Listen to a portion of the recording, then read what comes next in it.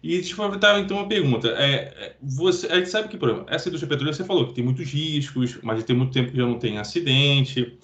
Você acha que hoje a legislação que a gente tem atual que rege a área de petróleo, ela gerencia, ela adequa bem esse controle de riscos que esse tipo de atividade exige?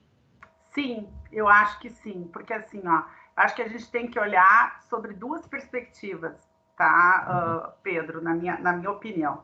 Primeiro, se a legislação que existe é boa, e o segundo ponto, que talvez seja mais importante que esse, é se ela é bem aplicada e bem fiscalizada. Pesado. Vou me explicar, tá? Então, assim, por exemplo, para a indústria do petróleo, a gente tem várias normas específicas, né? A gente tem a lei do óleo, por exemplo, a 9966, o decreto que regulamenta, a gente faz um licenciamento por área geográfica, depois a gente pode falar um pouquinho mais, que nosso licenciamento é um pouco específico, muito particular, né?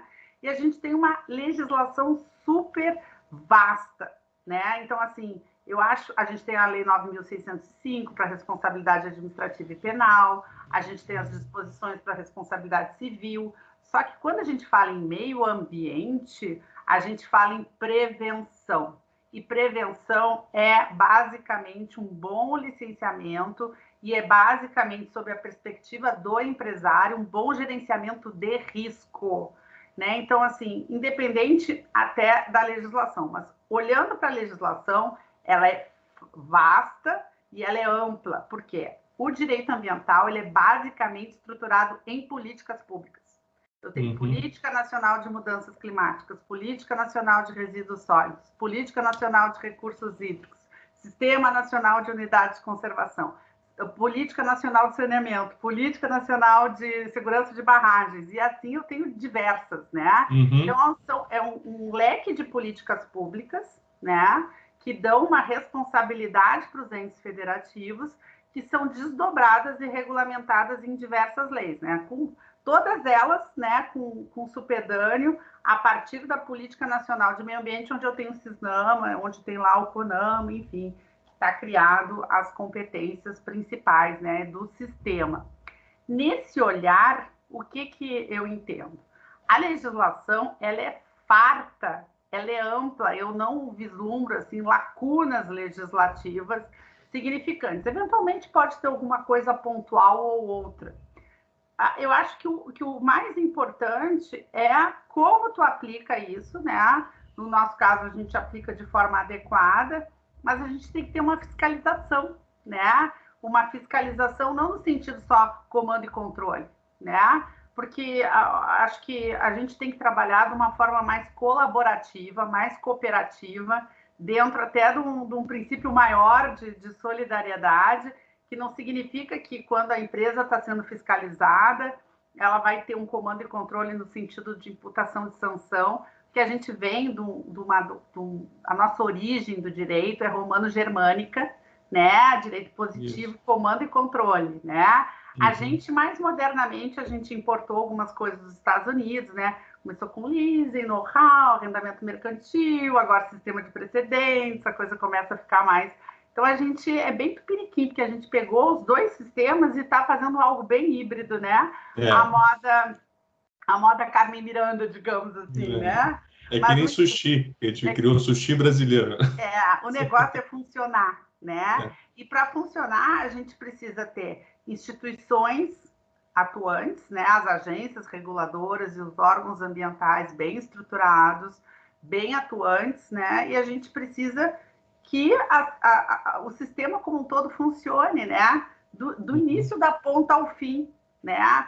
Então, assim, por exemplo, o nosso sistema judiciário, por exemplo, né? A gente, infelizmente, a gente ainda, quando ajuiza um processo, a gente ainda sabe que ele vai demorar anos, né?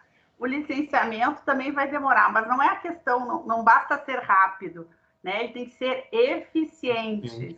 Ele tem que gerenciar os riscos. A gente tem uma legislação bem robusta, pelo menos para a indústria do petróleo, para gerenciamento de risco, tá, Pedro? Eu acho que não vai fazer grandes diferenças, tá? Edição de mais legislação específica para a área do petróleo.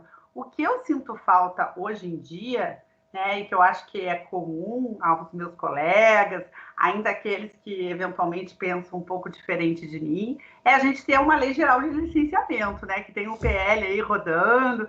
A gente podia conversar disso até depois num outro momento, porque assim, a gente, desde 88, a gente tem na Constituição, por exemplo, que o EA-RIMA vai ser exigido na forma da lei, lá no parágrafo 1º do 225, e a gente não tem uma lei falando sobre a rima, a gente tem apenas uma resolução do CONAMA de 1986, que é anterior à Constituição. Aí eu tenho normas esparsas, né? Porque, assim, se eu olhar, por exemplo, a 237, eu vejo uma incompatibilidade grande com as normas da Lei Complementar 140 de 2011, que definiu atribuições. Mas eu acho que falta a definição de rito, né? E eu acho que falta também a definição de alguns dos instrumentos lá do artigo 9º da Política Nacional de Meio Ambiente, né? Eu gosto muito, eu acho assim que assim se eu tivesse uma mágica, uma varinha mágica de plilim pim pim, eu ia investir na avaliação ambiental estratégica que deveria ser feita pelo poder público, que a gente só gerencia, Pedro, aquilo que a gente conhece. Aquilo que a gente conhece e a gente tem dado. Então, se o governo, se o poder público tem bastante informação, fica viável dizer que há um gerenciamento. Agora, não se gerencia aquilo que não se conhece.